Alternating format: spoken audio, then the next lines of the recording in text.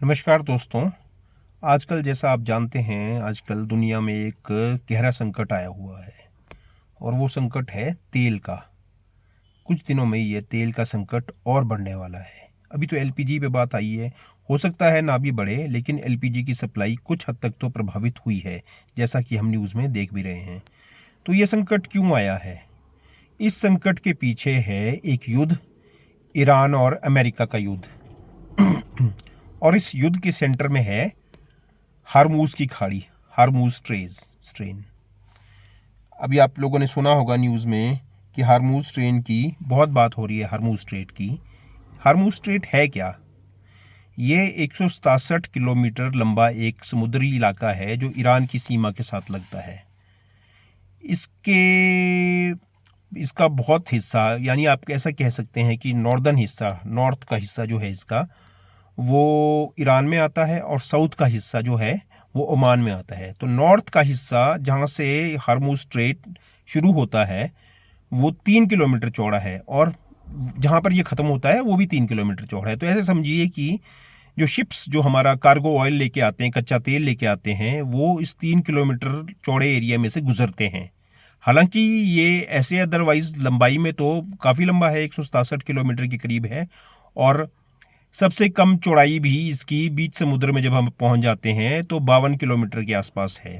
तो काफ़ी चौड़ा है, जिसमें से शिप्स गुजरते हैं, पूरे दुनिया भर के गुजरते हैं। अभी सब फंसे हुए हैं, वो अलग बात है।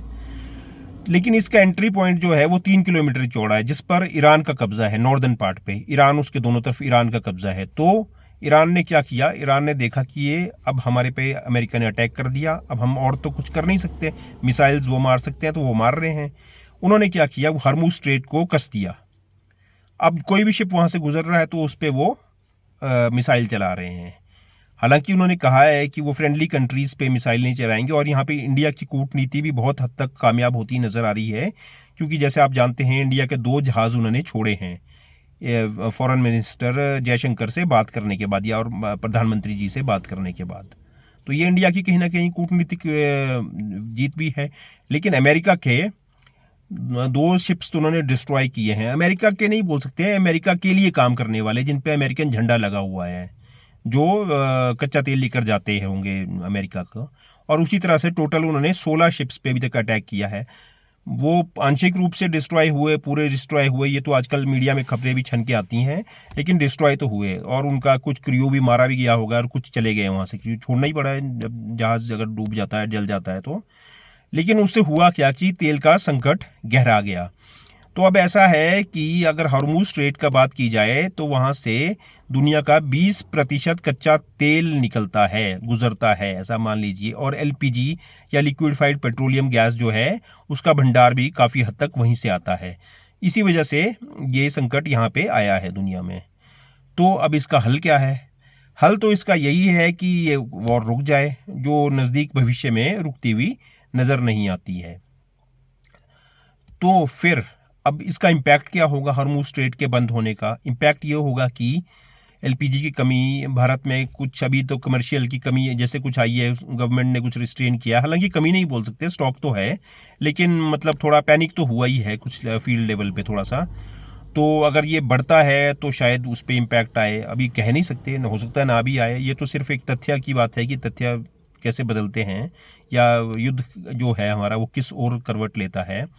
और पेट्रोलियम प्रोडक्ट्स की भी कमी हो सकती है।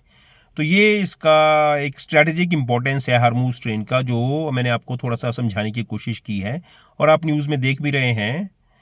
तो अब हमारा तेल का बहुत संकट वहाँ से हो सकता है, क्योंकि वो तेल का मेन एरिया है जहाँ से दुनिया की लगभग 20% सप्लाई गुजरती है। 20% बहुत होती है। अगर आप 2 करोड़ बैरल के करीब तेल गुजरता है वहाँ से, जिससे एक देश की इकोनॉमी चल सकती है। कितने देशों की इकोनॉमी चल रही है, कितनी चीज़ें चल रही हैं तेल से, आप जानते ही हैं। तो वो सब इम्पैक्ट हो रहा है। तो लेट्स सी, ये हार्मूज ट्रेन की कहानी है। देखो, अभी तक कोई जानता नहीं था, लेकिन अब ईरान का आप नक्शा देखेंगे तो आपको उसके नीचे एक चिकन नेक सा एरिया दिखेगा जिसमें समुद्र की चौड़ाई बहुत कम है, वो है हार्मूज ट्रेन। तो अब देखो हार्मूज स्ट्रेन कितना इंपॉर्टेंट हो गया है। तो ये है जियो पॉलिटिक्स, जो कभी भी बदलती है। कल तक कोई जानता नहीं था, किसी को पता नहीं था। इतना पता था कि ईरान से तेल आता है, ये नहीं पता था कि हार्मूज स्ट्रेन नाम की कोई जगह भी है जहाँ से जहाज़ गुजरते हैं और जिस पर ईरान कब्जा कर सकता है अगर ऐसी सिचुएशन आई, जो ईरान को करना पड़ा, क्योंकि अब उनके ऊपर अटैक होगा तो वो कुछ तो रिटेलिएट करेंगे। तो रिटेलिएट करने का एक तरीका और ये भी है। दूसरा तो वो कर ही रहे हैं कि अपनी गल्फ कंट्रीज़ में जहाँ पर भी अमेरिका के बेसिस है वहाँ पर अटैक कर रहे हैं। तो ये कुछ मेरे थॉट्स थे जो मुझे लगा कि आज मुझे शेयर करने चाहिए इस छोटे से ब्रीफ वीडियो में, हार्मूज स्ट्रेन की इंपॉर्टेंस आपको बताने के लिए। इसी तरह के छोटे छोटे विषय हम डिस्कस करते रहेंगे। वैसे मेरा चैनल पे साइंस के कॉन्सेप्ट्स होते हैं, लेकिन जीके भी एक पार्ट है।